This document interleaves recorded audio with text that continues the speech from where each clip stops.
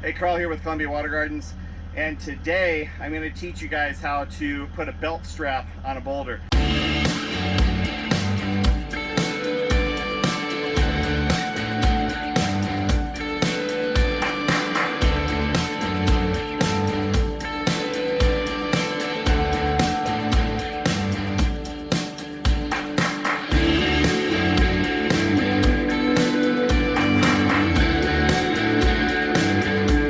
Now the reason why I like belt straps is because with the belt strap, you eliminate those pinch points that sometimes you fight in order to get the belt out from underneath the boulder. With the belt strap, there's no part of the belt that is actually touching the bottom of the boulder. And the more you lift on it, the more it cradles, the more it cinches in, and the more it holds. Now there are three things that you've got to do with this when you're putting it together, so come on over here. Number one, I'm going to use a traditional toe strap. This is a 20-foot toe strap. You can get it at pretty much any old hardware store, Harbor Freight, Tractor Supply, whatever. And you're going to use two D-rings. The first D-ring is to be attached on the side over here, and the second one is your insurance policy at the top. So those are your parts. 20-foot belt strap, or excuse me, 20-foot toe strap, two D-rings. Now the assembly goes together like this. Hold on just a second, let me get a spare strap.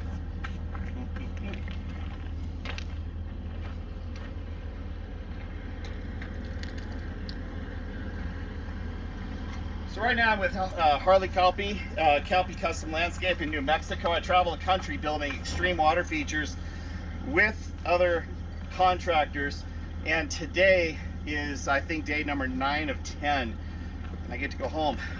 So here's your toe strap. You're going to put that toe strap through one of the loops, okay? Pretty simple. This is why I call it the belt, because when you take it and you go together like this, when you cinch it together, you've got a belt, okay? You see that? Now the belt strap can go on like this. Let's say that I want a belt strap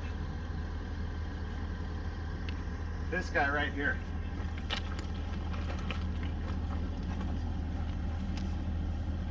You're going to find the center of the boulder.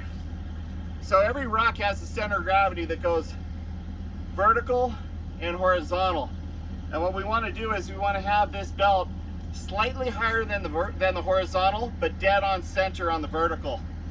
So you got two axes. So we would take this. Now this is off center. You see how it's off center? We want to take that, scoot it over, get it to the center of gravity for the boulder. Now the next step is on the other side. Come on over here. We're going to take one of our D-rings, and you see, if you look really up close, you can see one side is threaded and the other side's not threaded. We're going to put the threaded side in, like so. And the reason why you put the threaded side in is because when you take the other side of your loop that's now free, and it goes over, and we take our pin, now it's easy for you to get access to put your pin. And undo it. And undo it. Now remember, at the beginning, when I first started explaining this process here, the tighter it gets, okay, the more it holds. And that's why you would put a second D-ring right over here. So you put your second D-ring here, and you're ready to go. You're ready to lift.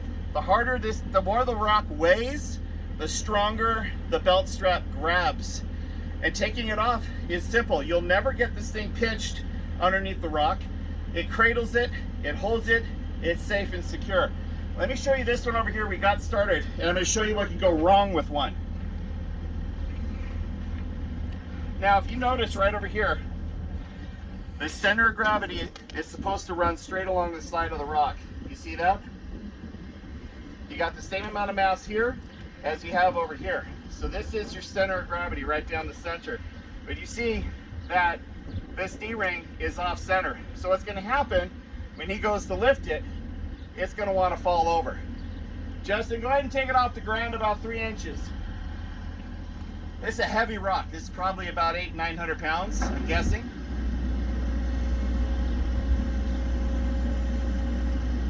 Go ahead. See, it's falling. You see it falling? Bring it back over, roll it back over, Justin. All right, oh! We got a problem. Bring it up and spin it and set it against the dirt pile. All right, we got it. Come down. Now watch what happens. By taking this and adjusting it right over here to the center of gravity, and that was like a real problem. I knew that was gonna happen, but holy cow. All right, Justin, go ahead and bring it on up. Now hold on. The secret also with this is, you see I got one hand on the strap.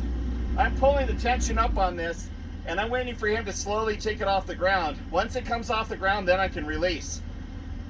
And I'll explain why in a second. Go ahead, Justin.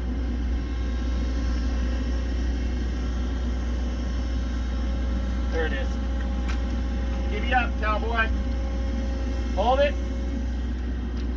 Now, come on over here. I'm going to recap this, the assembly in this one more time. Can you swing it over just a wee bit? That's good, thank you. So you start with the loop and you run your strap through the loop. You find the center of gravity in your rock. You pull that tight. Then you go up and over the top of your rock to the other side of your center of gravity and you attach it to your D-ring. Then the other top goes up and you slide it through and your D-ring on top. With a couple of times of practice, you're going to find that this is going to be probably one of your most favorite go-to strapping methods. Last thing we want to do with any boulder before we go and go anywhere with this, you just want to give it a quick test, make sure it's nice and secure. And it is. So that's belt strapping. I'm Carl with Columbia Water Gardens, and I just want to talk to you about two things. One, if you're new to my channel, if you like the things I'm teaching you here, if you learn something, a simple way of saying thank you is just subscribing to my channel. I really appreciate my subscribers. And if you have a question about this, and I know that there are going to be some pond contractors that are going to see this method, and they're going to ask questions, I want you to know that I answer 100% of every single comment that is left on my YouTube channel. So, you're going to get an interaction with me, and if you even want to talk to me, I'll get you my cell phone number, and we'll talk while I'm out on the road. So yeah, that's it. I'm Carl with Columbia Water Gardens. I'm here to remind you that belt strapping, that really matters.